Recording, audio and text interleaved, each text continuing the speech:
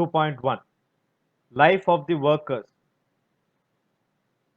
As the abundance availability of labor in the market affected the lives of the workers. As the news of possible jobs, they traveled to the countryside. Hundreds of cities were trampled. So there is a possibility of jobs. That news in the countryside, the hundreds of people tramped to the cities. There is the cities. The actual possibility of getting a job was depending on your existing network of friendships and kin relations.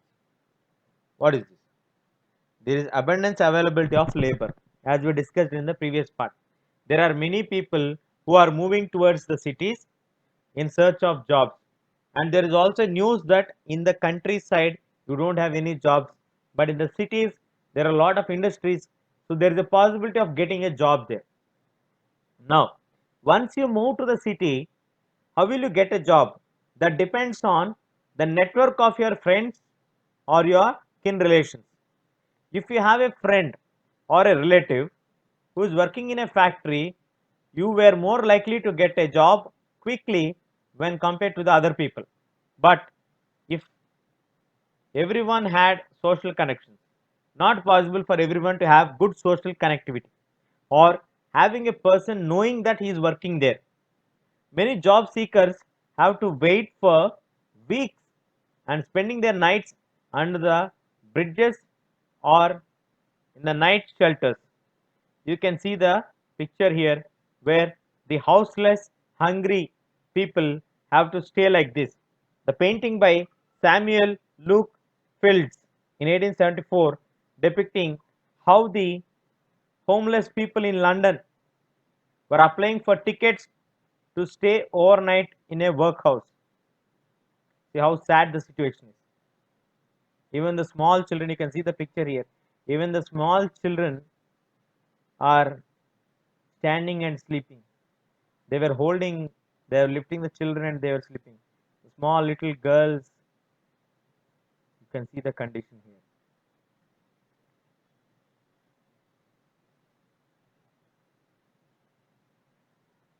They stayed in the night refuges. They were set up by the private individuals. The others were sent up by the casual wards maintained by the poor law authorities. Why means they stayed in the night refugee camps which were set up by the private individuals. The others were set up by the casual wards maintained by the poor law authorities. The other thing is why their lives were affected is one is seasonality of the work. Most of the industries had work only during the season which prolonged periods, and without work they have to be for a very long time. Even after the busy season was over, the poor were on the streets again because they don't have any other work to do. Some returned to the countryside. Well, after the winter, they demanded for the labor in the rural areas opened up in the places. Most of the jobs were odd jobs. Till the mid 19th century, it was very difficult to find a job. So, because of the seasonality of the work in many industries, for a very long period of time, they have to spend without work. And after the busy season also, the poor people will again be thrown out into the streets. Some used to return to the countryside after the winter demand, when the demand for the labor in the rural areas opened in that places, like the cultivation of crops, seasonal employment, all those. So,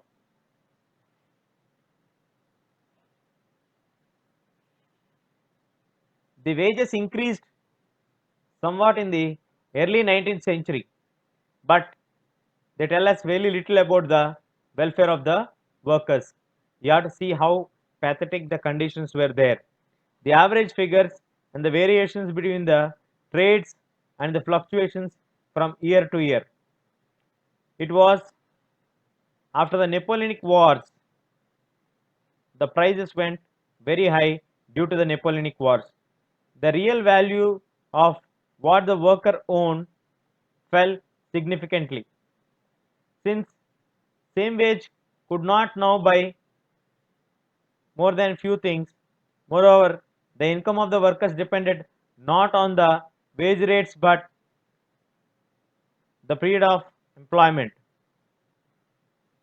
The number of days they work determined their average daily income of the workers. The best time was till the mid 19th century. About 10% of the urban population were extremely poor. The period of economic slump. It is in 1830s the proportion of unemployment went up to between 35 to 75% in the different regions. So basically, wages increased somewhat in the early 19th century, but they tell us very little about the welfare of the workers. After the Napoleonic Wars, the prices of the goods increased high, but the salaries did not increase in parallel to them, and the wages could not now buy anything much than few things. The workers depended not on a wage rate alone, but it was a critical period of employment where the number of days you work, the average daily income you get. At the best of the times, till mid 19th century, about 10% of the urban population were extremely poor. In the periods of economic slump by 1830s, the proportion of the unemployment went up to anything that is between 35 to 75 in the different regions.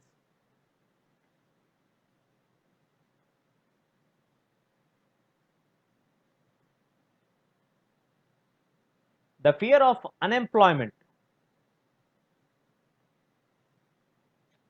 made workers hostile to the introduction of new technology. The fear of unemployment was making the workers hostile to the introduction of the new technology, because most of the times, as we discussed till now, the employment opportunity is seasonal. They are paid very little wages. Now with the introduction of new technology, especially the spinning jenny, people were afraid that in case if the new technology is brought, they all would lose their jobs, especially in the woolen industry, the spinning technology.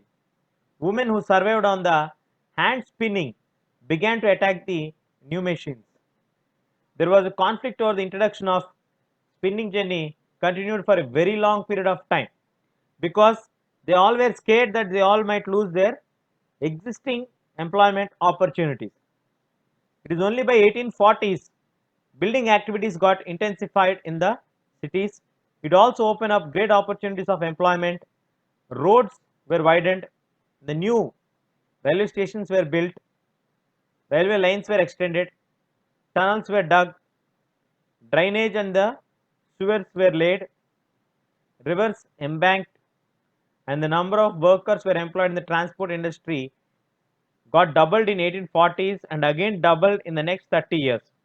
So it's only after 1840s the building activities started, great opportunity for employment increased, roads were widened, new railway stations were has coming up, new railway lines were extended, tunnels were dug, drainage and the sewers were laid, rivers were embanked, a number of workers were employed in the transport industry, which doubled by 1840s and doubled again in subsequent 30 years by 1870s. That's how the employment opportunity started to grow. So the workers have to pass through the miserable phase during the early 19th century. They are very difficult to find their jobs. Only if they know somebody or if their friend is somebody working there, there is a possibility of getting a job. And there is an after the war of the Napoleonic Wars, the prices of the products went up. The employment became seasonal, and they used to get very little paid, and the increase of the cost of the products did not match with the increase of the salaries, so they should struggle a lot. And basing on all these factors, now they started to hate the introduction of the new machines, because they all are scared and they started to attack the new machines, especially the spinning jenny, where the women who survived on the hand spinning began to attack the new machines with the fear that they might lose their employment opportunities. It's only in 1840s the activities got intensified and the employment opportunities got doubled and again doubled in the subsequent 30 years. Industrialization in the colonies. Till now, we discussed how the industrialization happened in Great Britain. What was the influence of that? How did the workers face the problems? How did the new technology bring changes? Who played the major role? Now, moving to understand industrialization in the colonies. That is the third part of this chapter. So, now we move our concept to India, where how a colony industrializes. So, again we look not only at the factory industries, but also at the non-mechanized sector. But we will limit our discussion primarily only to the textile industry. Industrialization in the colonies. We are now going to look at India's growth colonies wise, India's industrial growth when India was as a colony. We will look at the factories and the non-mechanized sectors, but we will only limit our discussion primarily to the textile industry. The age of Indian textiles. Before the machine industries, silk and cotton are famous among the world, which are made from India. So, Indian goods dominated the international market in textiles. The coarser cotton, which is produced in many other countries, was not having that much importance as that of the finest variety or the finer varieties which are coming from India. It is clearly evident that in India we have the finest and the best quality of cotton. There are coarser cottons which are available from many countries. Armenian and Persian merchants took the goods from Punjab, that is in India, to Afghanistan, Eastern Persia and Central Asia. So, they used to take the bales of the fine textiles and they used to carry them on the camel back via the northwestern frontier. They used to cross the Himalayas and them through the mountain passes and across the deserts. So, a vibrant sea trade was operated before the colonial period. There is a called pre-colonial ports. Surat in Gujarat coast connected India to the Gulf and the Red Sea ports. On the east we have Masulipatam, this is in the Coromandel coast, and Hooghly in Bengal region had trade links with Southeast Asian countries. So, before the age of machines, that is before the industries, before the machines started to develop, silk and cotton from India dominated the international market, especially in the cotton field. The quality of cotton which is available in India is the finest during the ancient period itself. So, the merchants from Armenia and Persia used to come here, take the goods from Punjab and travel to Central Asia via Afghanistan and Eastern Persia. They used to carry the bales of fine textiles on the camel back via the northwestern frontier. They used to cross the Himalayas through the mountain passes and cross the deserts. So, a vibrant sea trade has been operated in the pre-colonial period itself. In India, we have pre-colonial period operated ports also. Mainly they are Surat on the Gujarat coast, which connected India with the Gulf.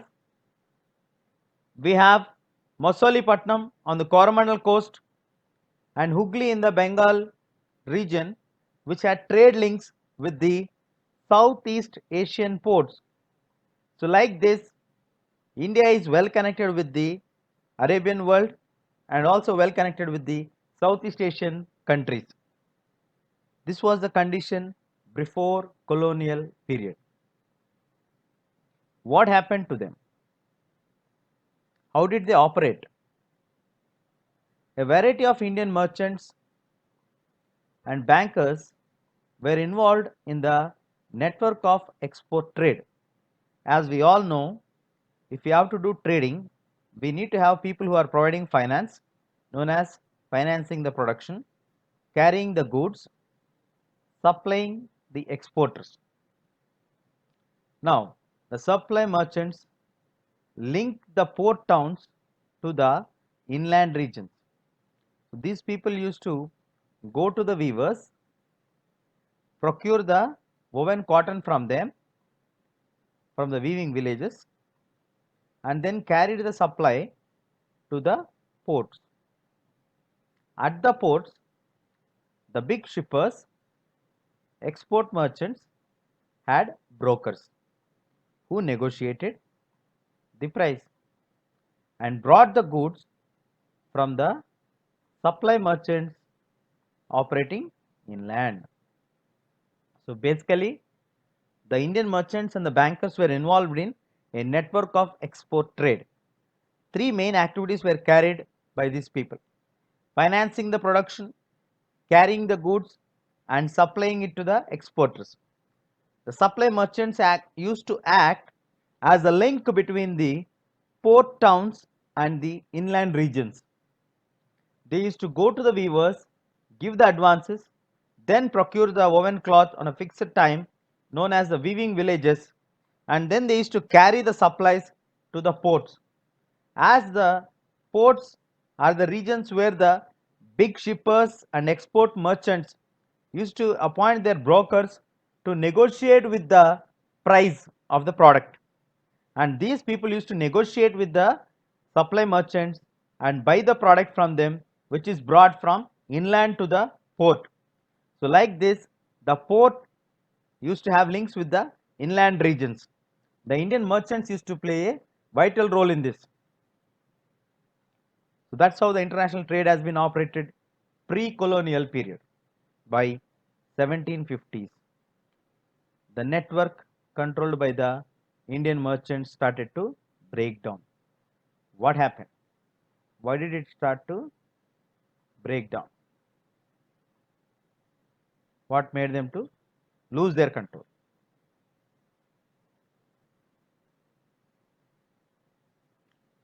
The European companies, who gradually gained the political power, started to secure various concessions from the local courts. Once they started to take the concessions, they want to hold the monopoly rights to trade. So the result in this is they have to decline the old ports of Surat, Hooghly, and with which the local merchants had operated. So as we discussed earlier till now, that the trade is operated during the pre-colonial period, or before the European companies came to power in India. It was operated from Surat, Hooghly, and Musolipatnam. So the exports from these regions fell dramatically, unexpectedly, which was like a dream, sudden surprise. The credit had financed the earlier trade began drying up. Nobody started to give the credit or finance to them. The local bankers slowly became bankrupt.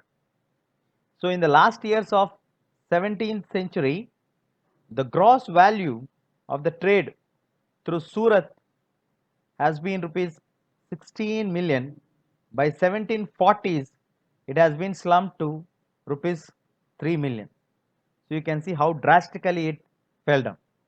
The European companies gradually gained the power and started to secure concessions from the local courts and the local rulers, granting them some special uh, concession, means reduction in the price, and that made them to establish the monopoly rights over the trades. This resulted in the decline of old ports of pre-colonial period, that is Surat and Hooghly. The exports started to fell down drastically. The people those used to credit and the finances started to fell down. The local bankers became bankrupt. So by 17th century, the last years, the trade value was 16 million rupees. It was a very huge trade if you see the statistics now. So by 1740s, that has been slammed to rupees 3 million. So the trade fell down drastically. What happened then? How did the Britishers do the trade then? Britishers also need ports for doing trade with the other countries. Even they want to travel to their own countries also. They need to have port connectivity. They need to have a similar set of network to carry the product from the inner land or inland to the port area, and from there it has to be taken to the mother nation. How did they operate then? Let us see what happened.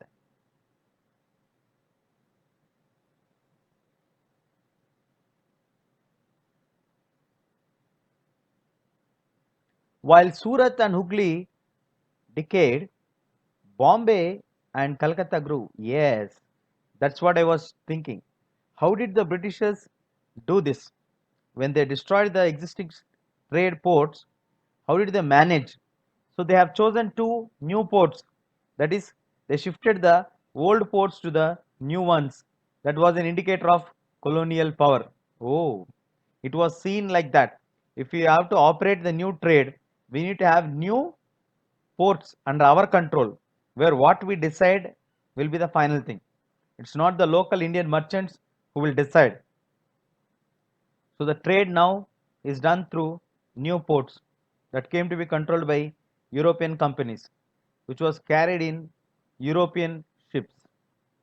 Like that, the European companies established their own new ports and they had their own ships, while many of the old trading houses collapsed. No other option, because the Britishers did not encourage any of the Indian trading houses.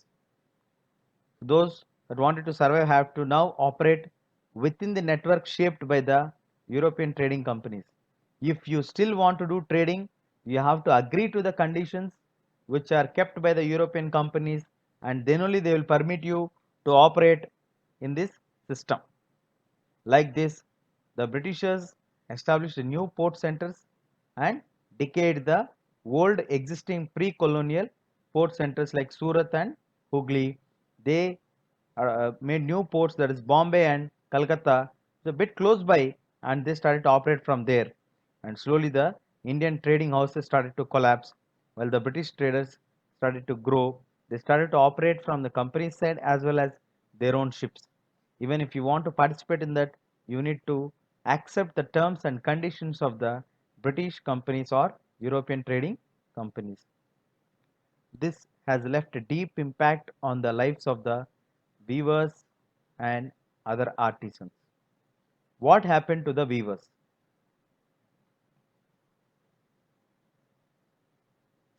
Let us now see what happened to the weavers when there was a shift from the ports, from the old ports to the new ports, the trade activity.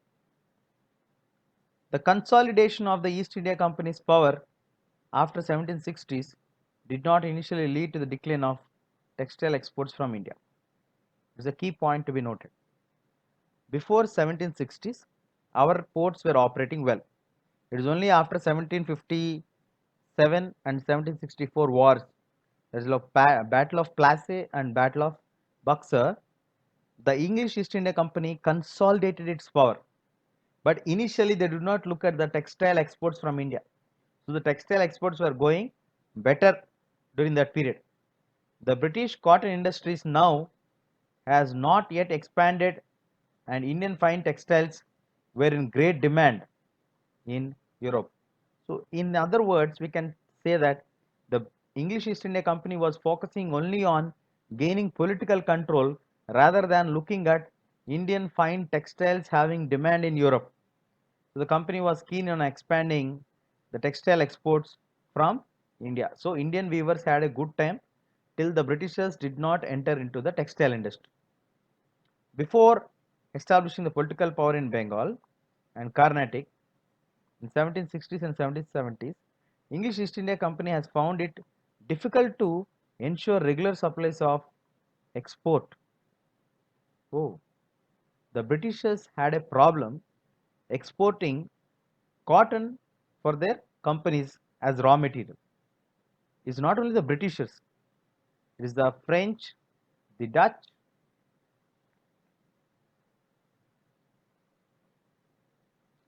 the Portuguese as well as the local traders competed in the market to secure the woven cloth. So, the Portuguese, the Dutch, the French, the British used to compete between among themselves because the Britishers don't have the political control over that region, nor they had the domination over that particular merchants. So the weavers and the supply merchants could bargain. Of course, when there is a demand for your product, we can definitely bargain. And they used to sell the produce to the best buyer. Whoever quotes more, they used to sell them only. This has been revealed to us through the letters which are written back to London.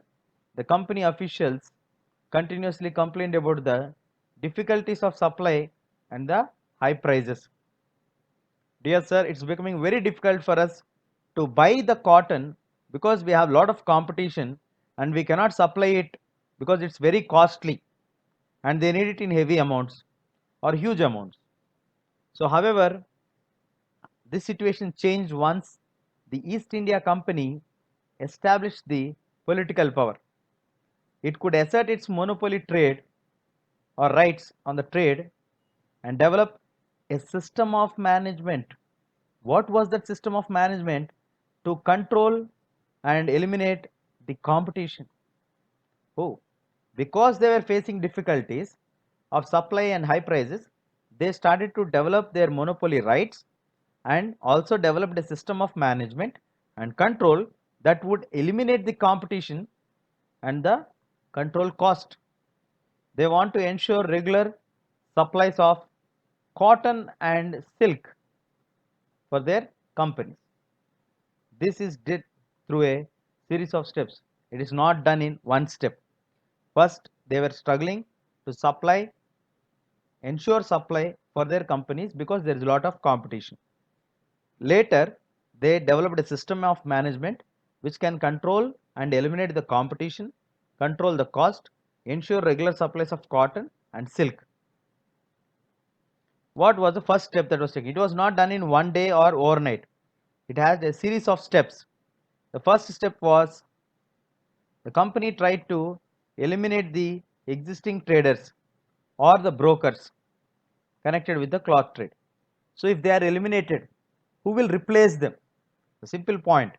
If you eliminate somebody, there should be somebody to fill that gap. So because they lose the connectivity there. The first thing what they did was they appointed a paid servant called a Gomasta.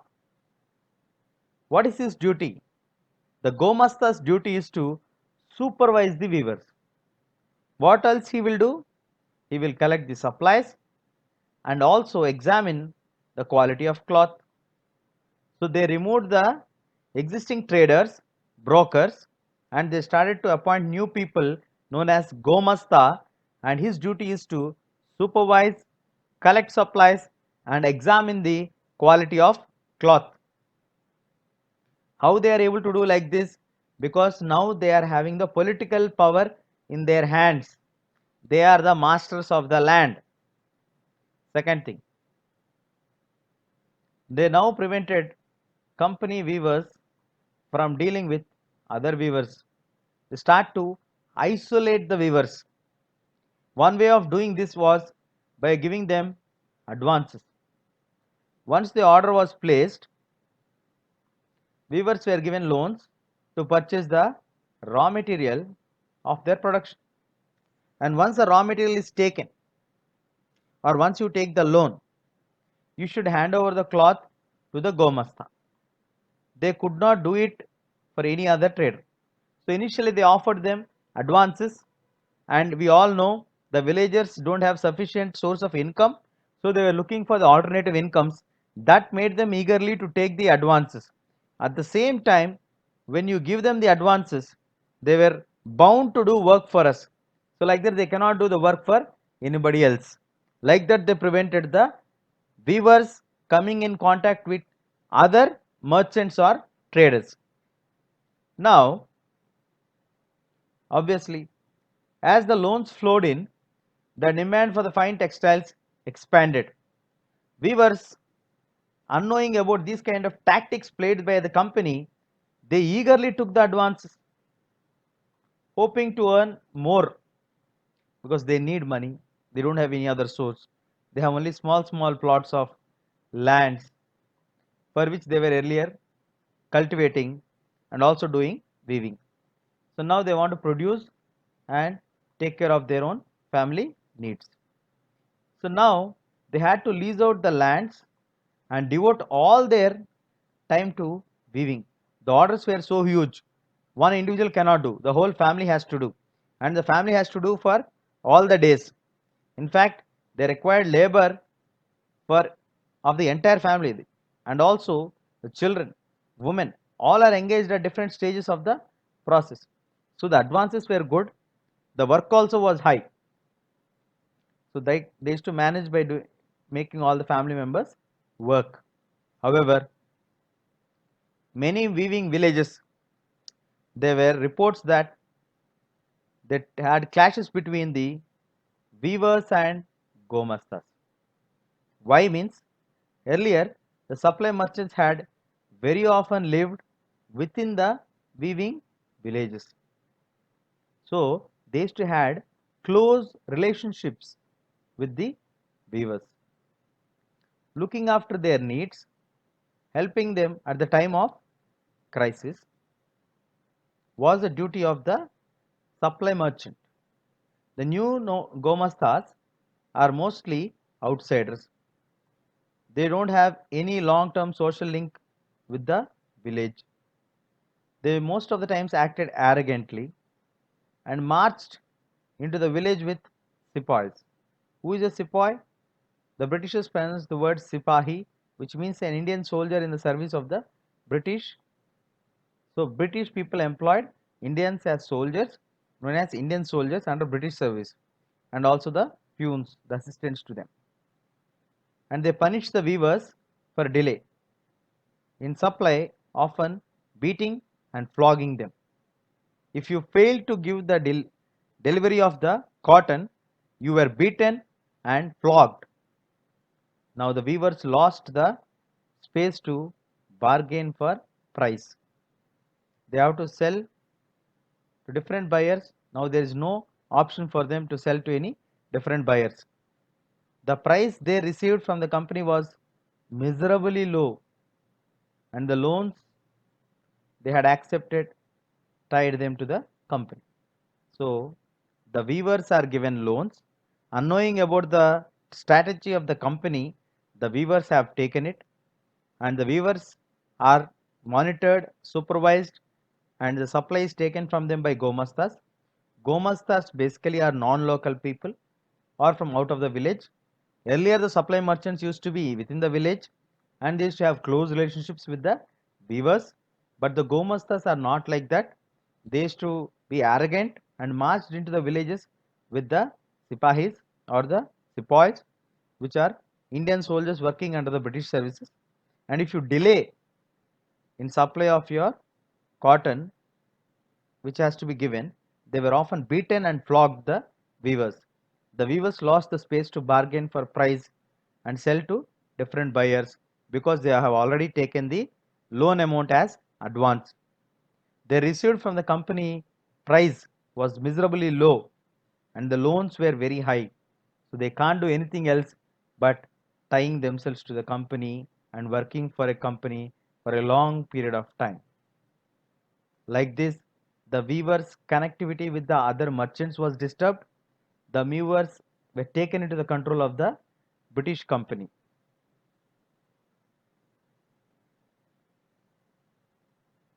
So, in many places in Carnatic and Bengal, weavers deserted the villages. Weavers left that village and migrated.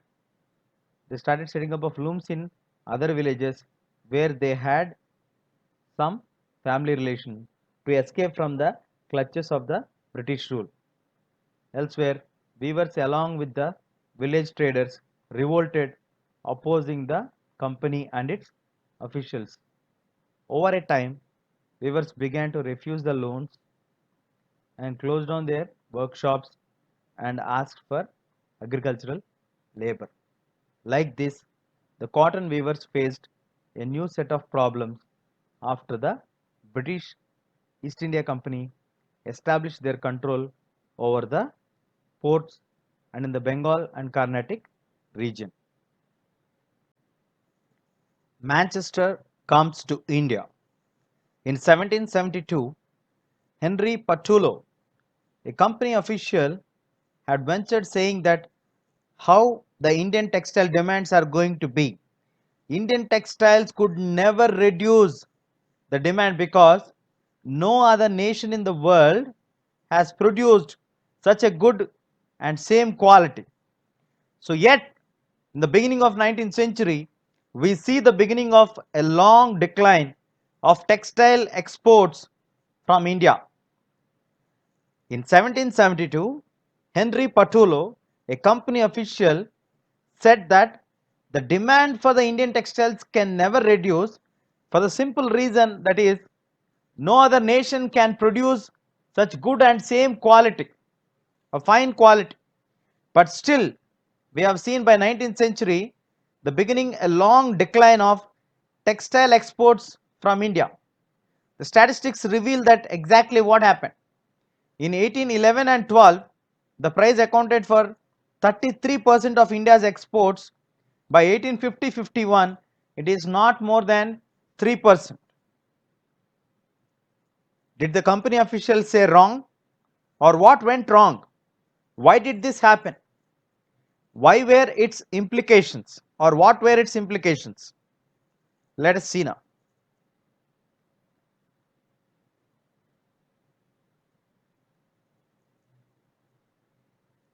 The cotton industries in England started to develop. So the industrial groups in England now started to worry about the imports which are coming from other countries in general. So they pressurized the governments to impose import duties on the cotton textiles so that Manchester goods will be sold in Britain without facing any kind of outside competition. In order to eradicate the competition and to have monopoly in the cotton mill sales, the Manchester goods or the cotton industries which are developed in England as an industrial groups, they started to worry about the imports which are coming from other countries. So they pressurized the government to impose import duty tax on the cotton textiles which are brought from other countries. At the same time, they also insisted the government to sell the Manchester goods in Britain and also outside Britain. So they made the English East India Company to sell the British manufacturers in markets of India as well. Exports of the British cotton goods increased dramatically in the early 19th century. At the end of the 18th century, there had been virtually no import of cotton into India. But by 1850, cotton piece goods consisted over 31% in the value of Indian imports, and by 1870, the figure went up to 50%. This clearly reveals for us the companies are successful in selling their products outside the country and in the colonies.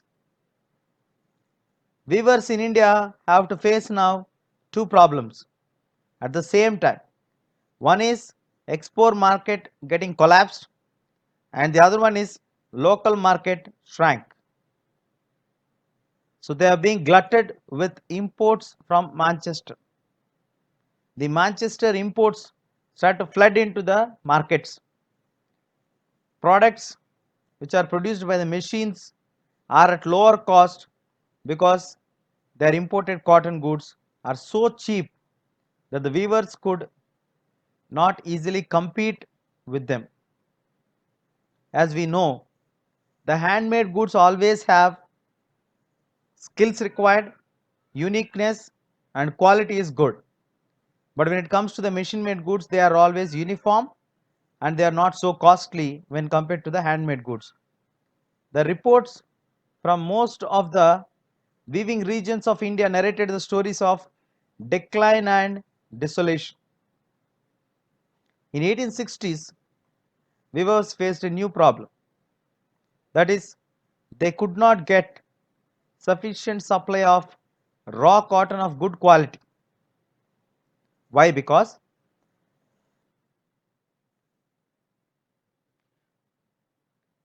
the American Civil War broke out and the cotton supplies from US were cut down.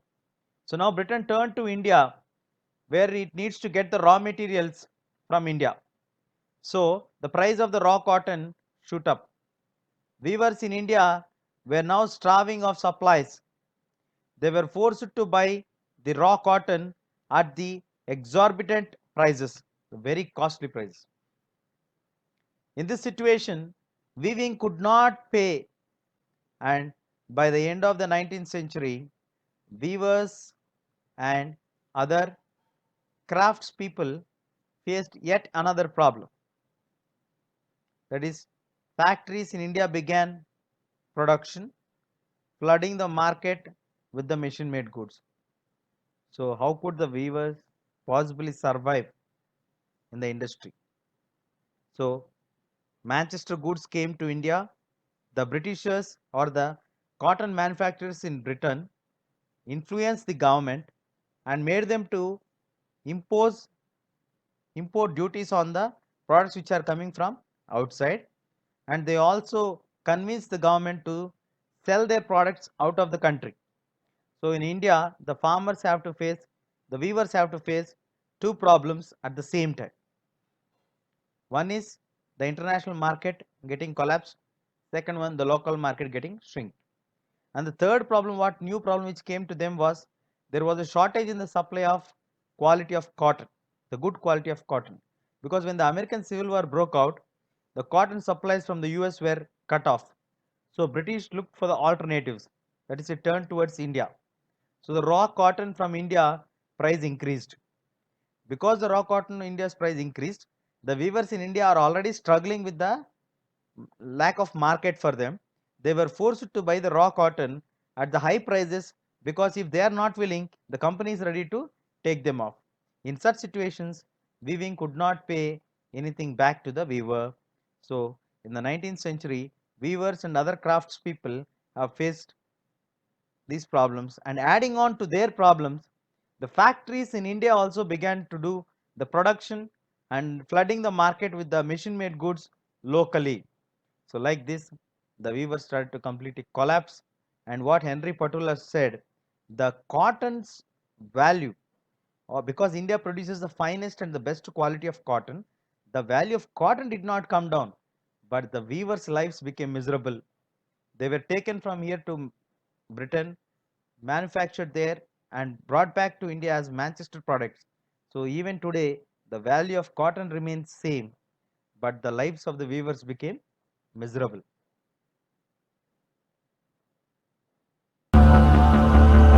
4. Factories coming up. Now we are going to discuss about the factories which have come up in India. The first cotton mill has come up in 1854 and it went to its production 2 years later. But by 1862, we had 4 mills which were at work with 94,000 spindles and 21,500 looms. Around the same time, jute mills also came up in Bengal. So we had first the cotton mill which came up in 1854, which went into its production 2 years later. Then we also have 1862 where 4 mills were at work with 94,000 spindles and 21,500 looms. The first jute mill came up in 1855, the other one came up 7 years later in 1862. In North India, Elgin Mill was started in Kanpur in 1860s. A year later, the first cotton mill of Ahmedabad was set up. So the first cotton mill came up in Bombay. In Ahmedabad, it came up in 1861. By 1874, the first spinning and weaving mill of Madras has begun. So the first mills in Bombay, next in Bengal we have the jute mills coming up. In Kanpur we have in 1860s. in Ahmedabad in 1861. In 1874, we have them in Madras. Who were the people to set up these industries? Where did the capital come for, for these people to set up the industries? Who came to work in these mills? These are the questions which we are going to address now. After the first mills were established, who has set up these industries? Where did the capital come from? Who came to work in these mills? Let us check them. We will check them under the topic the early entrepreneurs. Industries were set in different regions by varying sorts of people. The history of many business groups goes back to trade with China. So initially, in the late 18th century, the British in India began exporting opium to China and took tea from China to England. So the Britishers had a plan of carrying opium from India to China, and instead of that, they take tea from China and export it to England. Many Indians became the junior players in this trade business. They activities like they provide finance, procuring the supplies, shipping them, the consignments are the main activities. Having earned through this trade, some of the Indian businessmen had a vision of developing the industrial enterprises in India. So, from where did these people get the money from? They got the money due to the trade between the British and China. How did they become the members in that? They became the junior players between British and China's trade. They used to provide finance, they used to procure supplies, they used to ship the consignments. Like this, people started to play an active role in the trade between India to China and from China to England. So after they earned some amount, they had a vision to establish industries in India. In that kind of people, who stands first is in Bengal region, we have Dwarkanath Tagore, who made his future in China trade, and he turned his investment by setting up 6 joint stock exchange companies in 1830s and 1840s. But sad thing is Tagore's enterprise sank along with the wider business crisis which came off in the 1840s. Later in the 19th century, many of the China traders became successful industrialists. Like that, in Bombay we have the Dinshaw Petit, then we have Jamshedji Nasuranwanji Tatas, who built the huge industrial empires in India and accumulated their initial wealth partly from exports to China and to the raw material consignments to England. We also have Seth Hukum Chand, a Marwari businessman who has set up the first Indian jute mill in Calcutta in 1917. They also did trade with China. So did the fathers as well as the grandfathers of the great industrialist J.D. Birla. So who were the first industrialists in India? In Bengal, it was the Dwarkanath Tagore who has set up his 6 joint stock exchange companies by 1830s and 1840s. Unfortunately, the Tagore's empire sank along with those in the wider business crisis of 1840. And later in the 19th century, we saw in Bombay the Parsis like Dinshaw Petit, Jamshedji Nasuranji Tata, who built the huge industrial empires in India. Then we have Seth Hukum Chand, a Marwari businessman. The first Indian jute mill in Calcutta was established by him, who also did trade with China. And the fathers and the grandfathers of the famous industrialist J.D. Birla, G.D. Birla. These people are the famous people who initially started the business empires in India. How did they earn their capital? Through the trade network.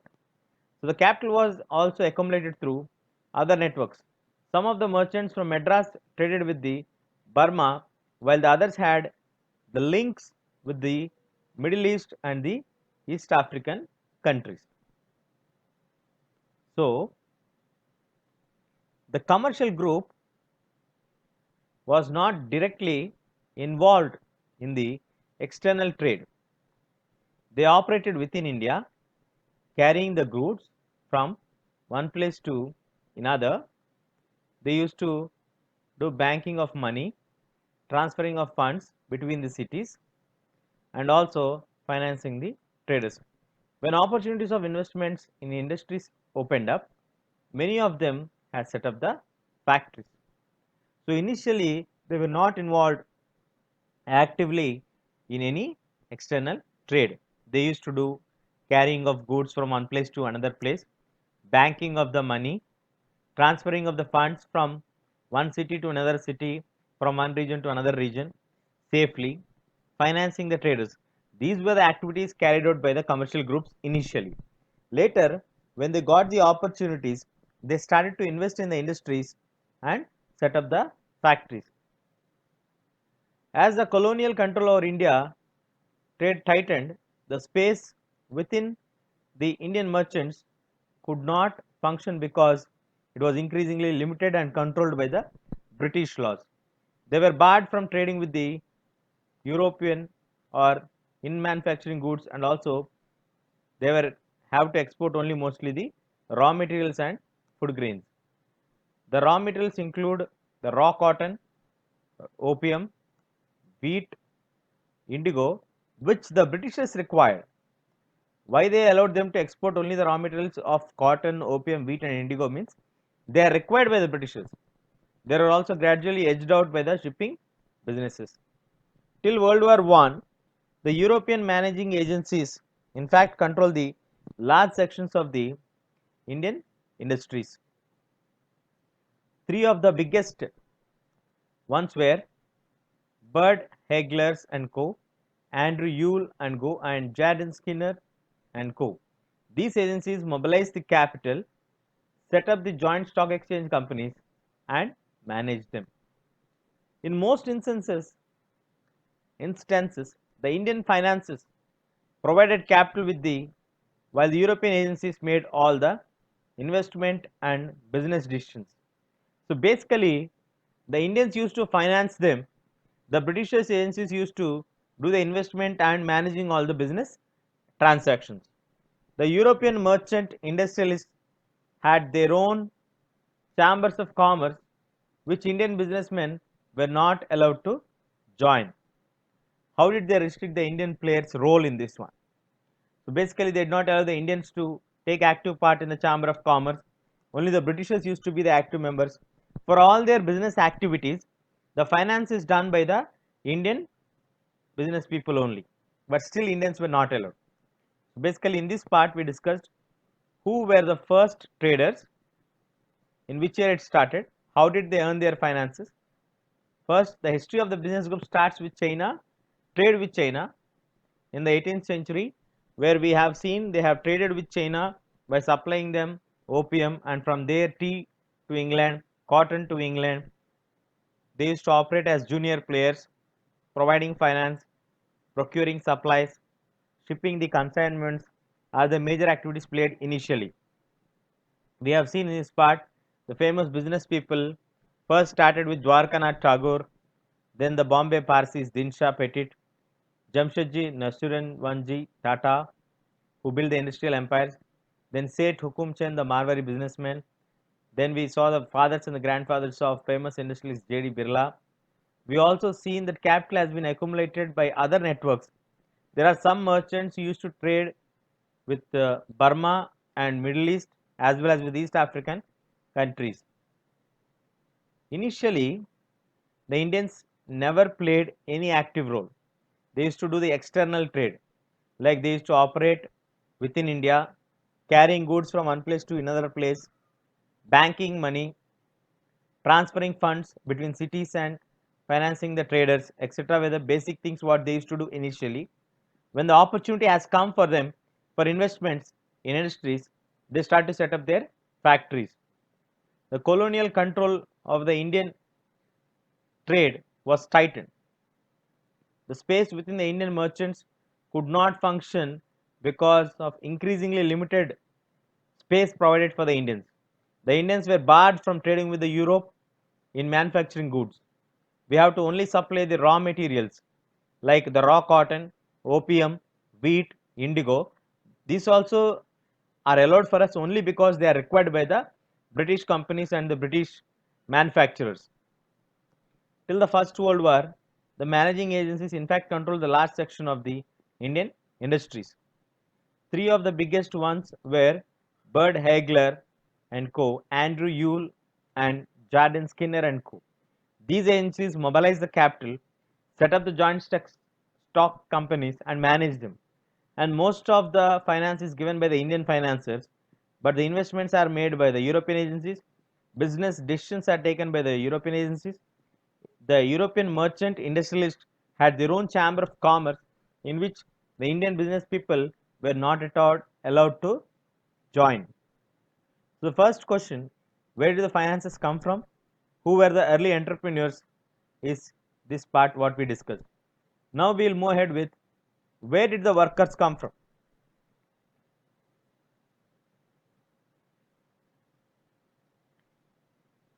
Where did the workers come for the factories? Because we are setting up the factories either by the Indians or the European agencies. The factories needed workers, yes. The expansion of factories was increasing. Automatically, the demand for the workers also will increase. In 1901, there were 5,84,000 workers in Indian factories. By 1946, it shows for us like nearly 24 lakhs 36,000 workers were there. So the number has got 5 times multiplied in less than 45 years of time. Where did the workers come from? Let's get into the details.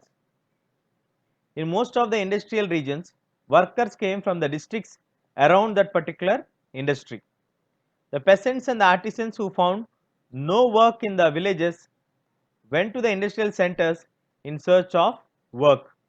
Over 50% of the workers in the Bombay cotton industries in 1911 came from the neighboring districts of Ratnagiri, while the mills of Kanpur got most of their textile hands from the villagers who came from the district of Kanpur. Most often, mill workers moved between the village and the city, returning to the village homes during the harvest and festival times. So, industrial regions need workers. So, most of the workers used to come from the nearby or within the district of the industrial region. The peasants and the artisans who found no work in the village went to the industrial center where the industry is located in search of some work. Over 50% of the workers in Bombay cotton industries in 1911 came from the neighboring districts of Ratnagiri, while the mills of Kanpur, we got most of them from the textile hands in the villages within the districts of Kanpur. Most often, mill workers moved from village and the town or from the town to the village during the season of harvest or during the time of festivals. Over a time, as the news of employment spread, workers traveled great distances in the hope of work in the mills. From the United Provinces, they went to work in the textile mills of Bombay and jute mills of Calcutta. So you can see here one edge of the India we have Bombay in the west coast, the eastern edge we have the Calcutta coast. So people used to travel so long in expectations of jobs because there is no other option left for them. Now, getting job. Is it easy to get a job? Getting job was also difficult. Why means when the mills got multiplied, the demand of the workers got increased. So naturally it should become easy for them to get a job. But the number of jobs available and the number of job seekers were almost double or more than them. So that made getting job more difficult. Entry into the mills also was restricted. You cannot enter into the mills. Industrialists usually employed a jobber who gets the new recruits. So very often, who is this jobber? You can see on the picture here, this person is the jobber. So the jobber duty is mostly is an old and the trusted worker of the company or the mill who gets the new recruits. He gets the people from his village and ensure them jobs. He will help them to settle in the city, provide them some money in times of crisis. The jobber therefore became a person with some authority and power. He began to demand money and gifts for his favor and controlling the lives of the workers. The number of factory workers increased over time. However, we'll see there will be a small portion of the total industrial workforce. So getting job was a difficult task during this time. Even when the mills got multiplied and demand for the workers increased, the number of job seekers were always more than the jobs available. So even the entry into the mills was also a restricted one. So industrialists always employed a jobber to get the new recruits. Who is jobber? A jobber is an old and a trusted worker. He gets people from the villages or from his own village. He will ensure them job. He will help them to settle in the city. If necessary, he can also provide them some money in the times of crisis. Like this, jobber's role has some authority and some power. He began demanding money and gifts for his favors and also started controlling the lives of number of workers.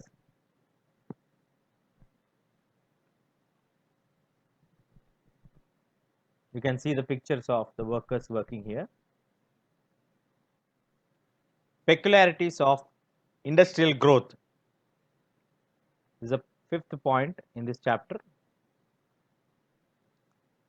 European managing agencies dominated the industrial production in India, as we discussed in the previous part. They used to control the entire thing. The investment is done by the Indians, but they never allowed the Indian people to join the European agencies or industrialist chamber of commerce. So they were interested in certain kind of products. They established tea and coffee plantations, acquiring land at cheap rates from the colonial government. They invested in mining, indigo and jute. Most of the products were primarily required for exporting of trade and not for sale in India. The European agencies dominated the industrial production in India. They are interested only in certain kind of products which are like tea, coffee plantations. By acquiring land at very less cost or cheap rates from the colonial government, they they used to do the plantations and they also invested in mining, indigo and jute. These are basically primarily for export and trade and not at all for sale in India. When the Indian business began setting up the factories or industries in the late 19th century, they started to avoid competing with the Manchester goods in the Indian market. Since yarn was not an important part of the British imports into India, and early cotton mills in India produced the coarse cotton yarn thread rather than fabric. When yarn was imported, it was only at the superior quality or variety. The yarn produced in the Indian spinning mills was used by the handloom weavers in India and exported to China. So basically, when the first Indian business people began setting up the industries in the late 19th century, they could not compete with the Manchester goods. So it's they avoided the competition from the Manchester goods. They started to produce the yarn, which was not in the important components or the important products listed in the British's trade. They also produced the coarse cotton yarn rather than fabric, which only the finest variety or the superior variety is imported to British. The yarn produced in Indian spinning mills used the handloom weavers in India and exported it to China. By the first decade of the 20th century, a series of changes have affected the pattern of industrialization in India. As the Swadeshi movement gathered momentum. Nationalists mobilized the people to boycott the foreign cloth. The industrial groups organized themselves to protect their collective interest, pressurizing the government to increase the tariff protection and grant other concessions. So from 1906, moreover, the export of Indian ant to China declined since produce from Chinese and Japanese mills flooded the Chinese market. So industrialists in India began to shift from yarn to cloth production. Cotton piece goods production in India got doubled between 1900 to 1912. The first decade of the 20th century witnessed a series of changes which affected the pattern of industrialization. First is the Swadeshi movement, which gathered momentum.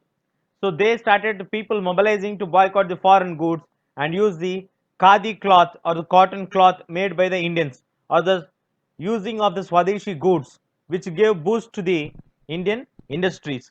Indian industrial groups also organized themselves to protect their collective interest and to pressurize the government to increase the tariff protection and grants other concessions. So from 1906, moreover, the export of Indian yarn to China also declined because the yarn is being flooded from Chinese and the Japanese mills into the Chinese markets. So now the Indian industrialists had no other option but shifting from yarn to cloth. The cotton cloth production in India doubled between 1900 to 1912. This can be seen as a good sign for the Indian industries. Yet, till the World War I, the industrial growth was slow. Why? Because the war created dramatically new situation. The British mills were busy with war production to meet the needs of the army. The Manchester imports to India declined. Suddenly, Indian mills had a vast home market to supply. As the war prolonged, Indian factories were called to supply war needs, jute bags, cloth for army uniforms, tents, leather boots, horse, horse and mule saddles, and a host of other new items. New factories have set up in the world. The old factories also got involved into the making of people to work in multiple shifts. Many new workers were employed and everyone had to work for longer hours. Over the war years, the industrial production got boomed. After the war, the Manchester could not never recapture its old position in the Indian market. Unable to modernize with the US, German, and the Japan, the economy of the Britain crumbled like anything after the war. Cotton production collapsed. Exports of cotton cloth from the British fell dramatically. Within the colonies, local industrialists gradually consolidated their position, substituting the foreign manufacturing and capturing the home market. So, basically, after World War I, the first World War I, industrial growth was very slow. The war created dramatically new situation. Why we are calling it dramatically new situation? Ever expected situation, something which you cannot even imagine. Such kind of things are called dramatic situations.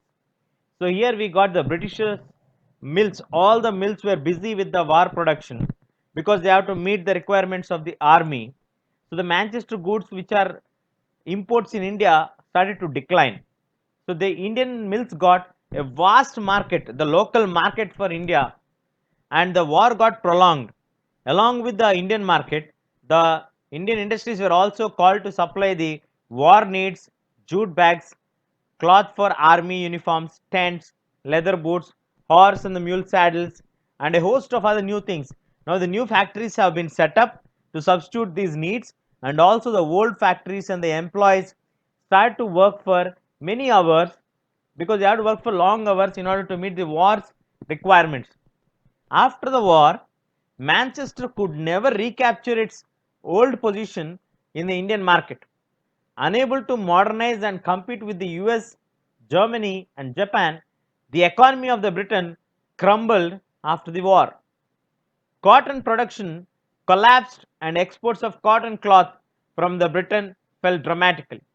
So within the colonies, not only in India, in most of the Asian and the African countries, the local industrialists gradually consolidated their position, substituting the foreign manufacturers and capturing the home market. Now what happened to the small scale industries? Let us see them. 5.1, small scale industries playing the predominant role. While the factory industries grew steadily after the war, the large industries formed only a small segment of the economy. Most of the most of them is about 67% in 1911 were located in Bengal, Bombay, and over the rest of the country. Small scale production continued to predominate. Only small proportion of the industrial labor workforce is registered. It's 5% in 1911, 10% in 1931. The rest of the work is done in the small workshops and households, often located in the alleys or the bylanes, invisible to the passers-by. So most of the production, even during the factory industrial growth happening, it is done in the small scale industries. 67% in 1911. Number of workers registered in the large scale sector industries are 5% in 1911 and 10% in 1931. The rest work is carried out in small works, household units, often located in the alleys and the bylanes, which are invisible to the passers-by. In fact, in some instances, the handicraft production actually expanded in the 20th century. This is true even in the case of handlooms. While cheap machine made thread without the spinning industry in the 19th century, the weavers survived despite of the problems. In the 20th century, the handloom cloth production expanded steadily and almost trembling between 1900 to 1940. So handicrafts production actually expanded in the 20th century. The handloom industry have been witnessing some changes. While cheap machine made threads wiped out the spinning industry in the 19th century, the weavers still survived in spite of having so many problems. In the 20th century, the handloom cloth production expanded steadily, almost trembling between 1900 to 1940. How did this happen then? This was partly because the technological changes which happened. The handicrafts people adopted the new technology that have to improve the production without excessively pushing up the cost.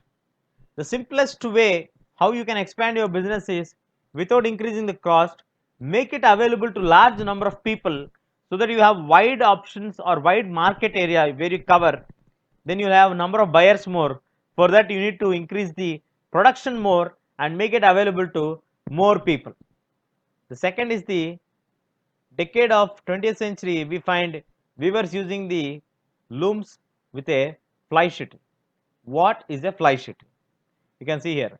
A fly shuttle is a mechanical device used for weaving, moved by the means of ropes and pulleys in place. The horizontal threads called the wefts and the vertical threads called the wrap. The invention of the fly shuttle made it possible for the weavers to operate large looms and weave the wide piece of cloth. So the weavers started to use the looms with the fly shuttle, which increased the productivity per person and speeded up the production, which reduces also the labor demand. So by 1941, 35% of the handlooms in India were fitted with the fly shuttle in the regions like Travancore, Madras, Mysore, Cochin, and Bengal. the proportion was 70 to 80%.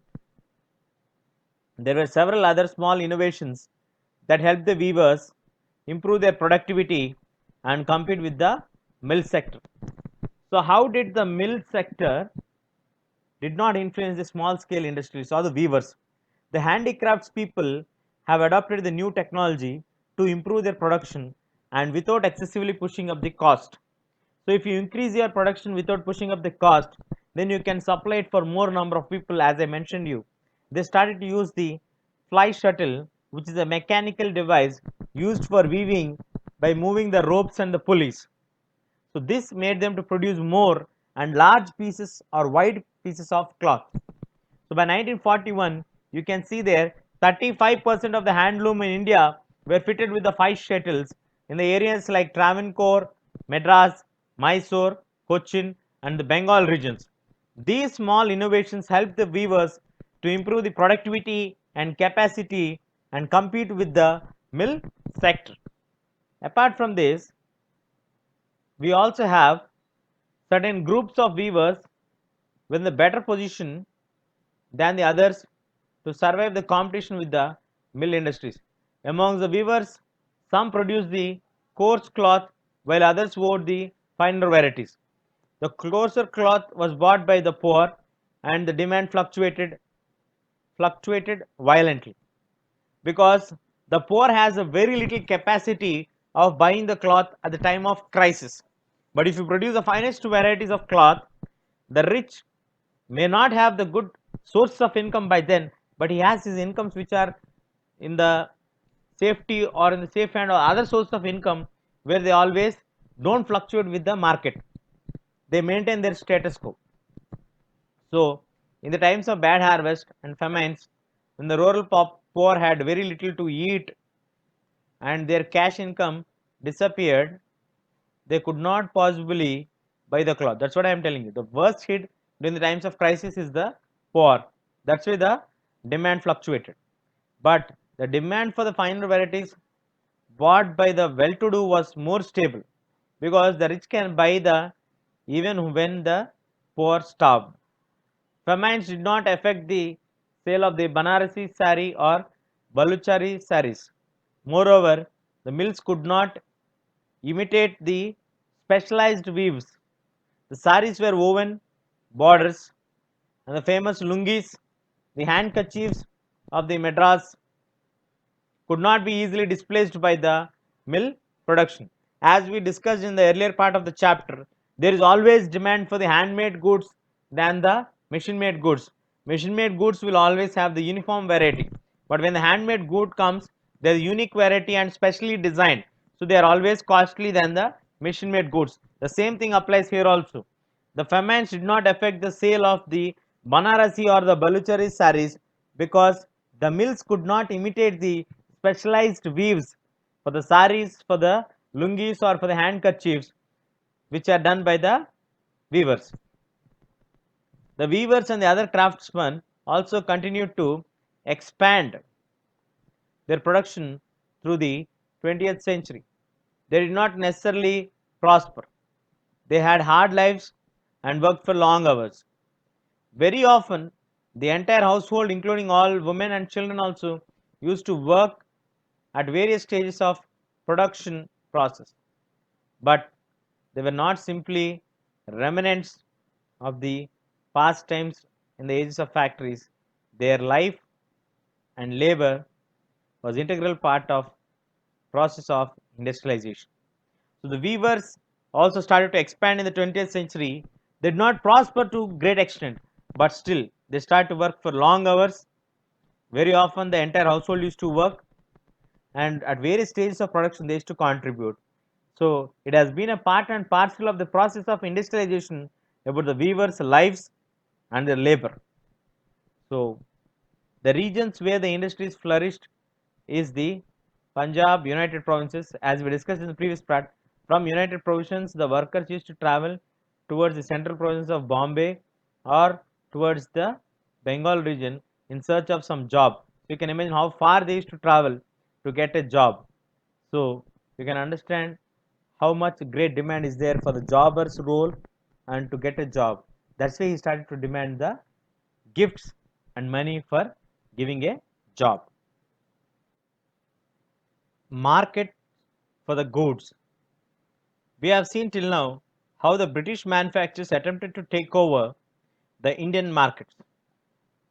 The Indian weavers and craftsmen, traders and industrialists resisted the colonial controls and demanded tariff protection, created their own spaces, and tried to extend the market for their produce. So we have seen the Britishers trying to attempt to take over the Indian market, how the Indian weavers and the craftsmen, traders and the industrialists resisted the colonial controls, demanded tariff protection, created their own space, tried to extend the market for their produce. But when the new products are produced, people have to be persuaded to buy them. They have to feel like using the product.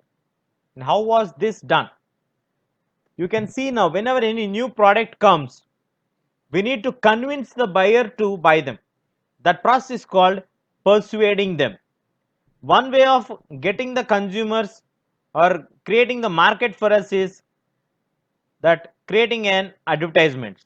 Even today we have these advertisements. But during those days, the technology was not so reachable to people or not so advanced. So how did they manage this? Advertisements were made on the products to appear desirable and necessary. They try to shape the minds of the people and also create new needs. They try to make some kind of emotional appeal or some kind of sentiments to be appealed in the thought process or in the minds of the peoples, so that they naturally come and buy the product.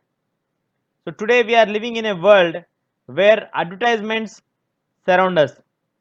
They appear in news, magazines, hoardings, street walls, television screens. But if you look back to the history, we find that very beginning of the industrial age, ad- advertisements have played a part in expanding the markets for products and in shaping the new consumer culture. So basically, in order to expand any new product sale, we need to persuade the buyer to buy them. One way of doing or getting new customers is doing through advertising.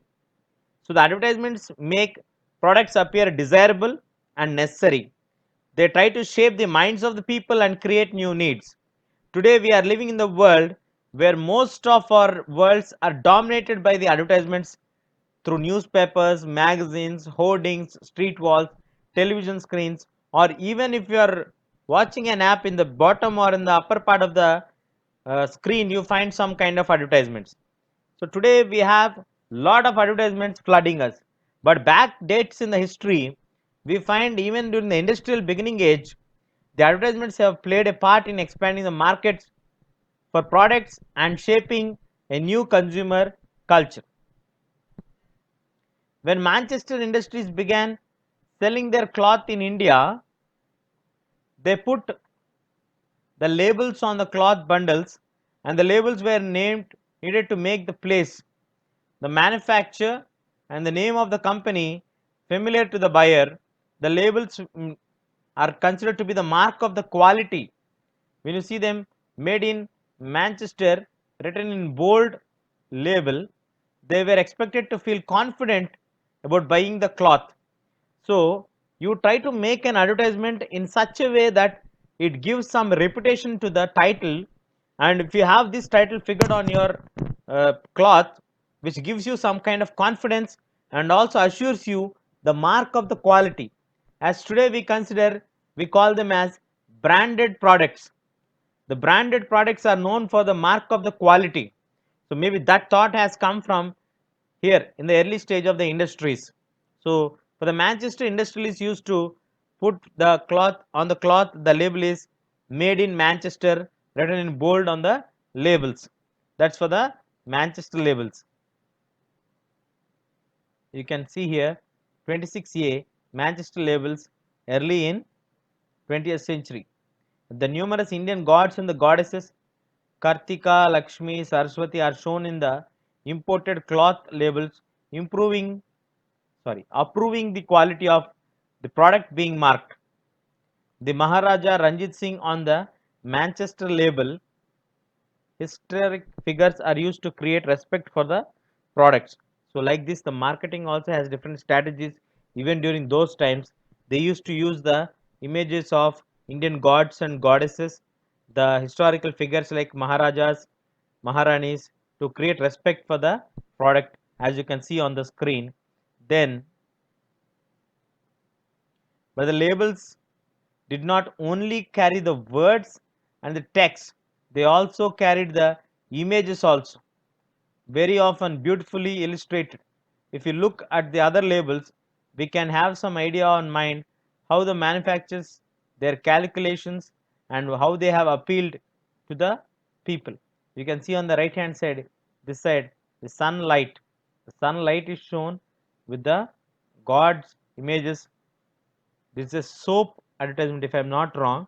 This is a cover of the soap, sunlight soap, where sunlight is shown along with the image of God, Lord Vishnu's. So the images of the Indian gods and the goddesses regularly appeared on the labels, and if the association with gods gave the divine approval to the goods being sold, generally they get a divine appeal from this. And the imprinted images of Krishna and Saraswati were also intended to make the manufacture from a foreign land appear somewhat familiar to the Indian people.